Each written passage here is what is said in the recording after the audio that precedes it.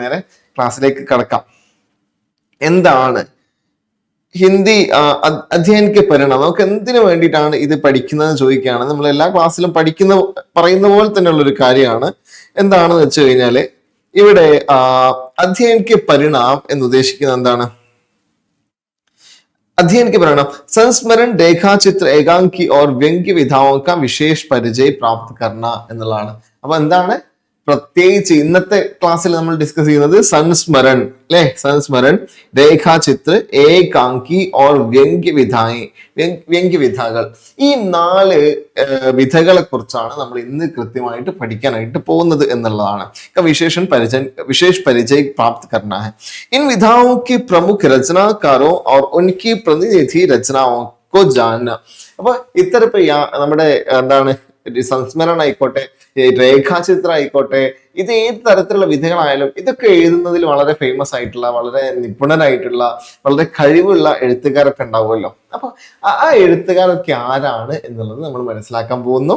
Okay, ഇനി ഗദ്യ രചനാओं में चित्रित समस्याओं और उनके समाधान की समझ विकसित करना. അപ്പൊ ഇതൊക്കെ കൃത്യമായിട്ട് മനസ്സിലാക്കാൻ സാധിക്കുക. നമ്മൾ വെറുതെ ഒരു ഗദ്യം വായിച്ചു പോവുക, അല്ലെങ്കിൽ നമ്മൾ വെറുതെ ഒരു സംസ്മരൺ, വെറുതെ രേഖാചിത്രം വായിച്ചു പോവുക എന്നുള്ളതല്ല.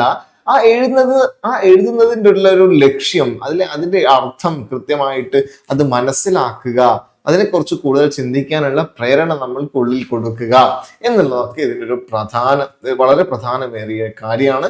അതുകൂടി നമ്മൾ ഇതിനകത്ത് പരിശോധിക്കുന്നുണ്ട്. പിന്നെ ഏറ്റവും അവസാനത്തെ ഒരു പോയിന്റ് നിങ്ങൾക്ക് ഇവിടെ കാണാൻ പറ്റും. എന്താണ് നമ്മുടെ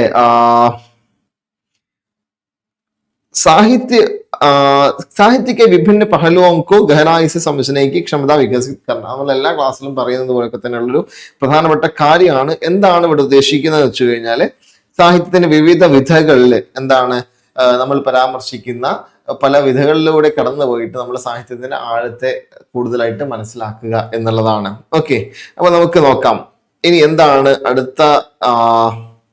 ആദ്യമായിട്ട് നമ്മൾ ആദ്യത്തെ സ്ലൈഡ് നിങ്ങൾക്ക് നോക്കാം. ഇനി നമ്മൾ നേരെ പല ഗദ്യവിധകളെ കുറിച്ച് നമ്മൾ സംസാരിക്കാൻ പോവാണ്.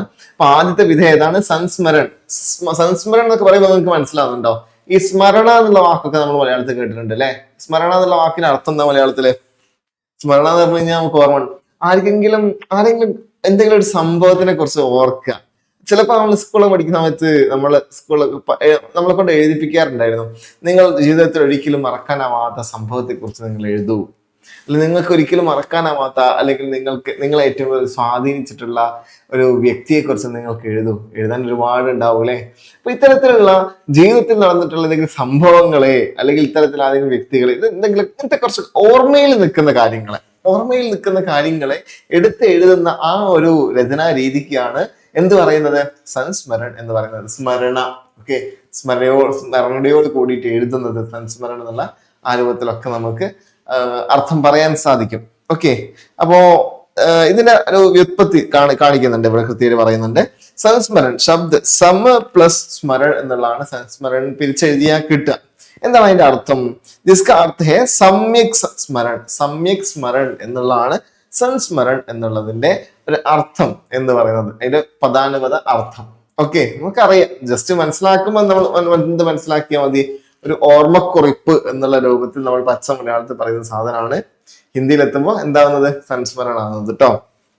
ഇനി അംഗ്രേജിയില് അല്ല ഇംഗ്ലീഷ് ഭാഷയിൽ ഇതിനെന്താ പറയാ? പൊതുവെ നിങ്ങൾ അങ്ങനത്തെ ബുക്കുകളൊക്കെ ചിലപ്പോൾ വായിച്ചിട്ടുണ്ടാവും. എനിക്ക് ഭയങ്കര ഇഷ്ടപ്പെട്ടൊരു ഒരു പുസ്തകത്തിന്റെ പേരാണ്, ഒരു സംസ്മരണ ബുക്കാണ്, ദ ട്യൂസ്ഡേസ് വിത്ത് മോറി എന്ന് പറഞ്ഞൊരു ഭയങ്കര ഫേമസ് ആയിട്ടുള്ള ഒരു ബുക്ക് ഉണ്ട്. അതൊക്കെ പറ്റുമെങ്കിൽ നിങ്ങൾ വായിച്ചു നോക്കാം.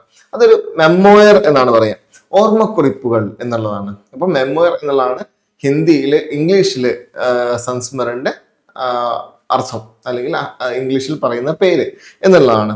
ഇനി പരിഭാഷ എന്താണ്, ഇതിന്റെ നിർവചനം ചോദിക്കുകയാണെങ്കിൽ ഞാൻ ഇതുവരെ നിങ്ങൾക്ക് മനസ്സിലാക്കി തന്നിട്ടുള്ള കാര്യം അതാണ്.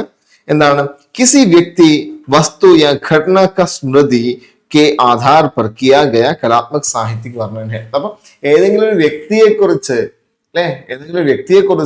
അല്ലെങ്കിൽ ഏതെങ്കിലും ഒരു സ്ഥലത്തിനെ കുറിച്ച്, അല്ലെങ്കിൽ ഏതെങ്കിലും ഒരു സംഭവത്തിനെ കുറിച്ച്, എന്തുമാവാം, നമ്മുടെ ഓർമ്മയിൽ നിൽക്കുന്ന, നമ്മളെ ചിലപ്പോൾ ഒരുപാട് വേദനിപ്പിക്കുന്ന പല അനുഭവങ്ങൾ നമ്മൾക്ക് ഉണ്ടാവാം, ഒരുപാട് നമ്മൾക്ക് സന്തോഷം തരുന്ന ഒരുപാട് അനുഭവങ്ങൾ നമ്മൾക്ക് ഉണ്ടാവാം, ഒരുപാട് നമുക്ക് ഓർക്കുന്ന സമയത്ത് നമ്മൾ നന്ദിയോടുകൂടി സ്മരിക്കുന്ന പല കാര്യങ്ങൾ നമ്മുടെ ജീവിതത്തിൽ സംഭവിച്ചിട്ടുണ്ടാവും.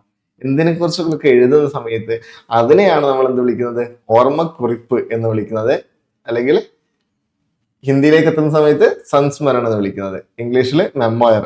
ഓക്കെ, അപ്പോൾ എല്ലാവർക്കും കണക്ട് ചെയ്യാൻ പറ്റുന്ന, ഈസി ആയിട്ട് കണക്ട് ചെയ്യാൻ പറ്റുന്ന ഒരു വിധം തന്നെയാണ് കേട്ടോ അത്.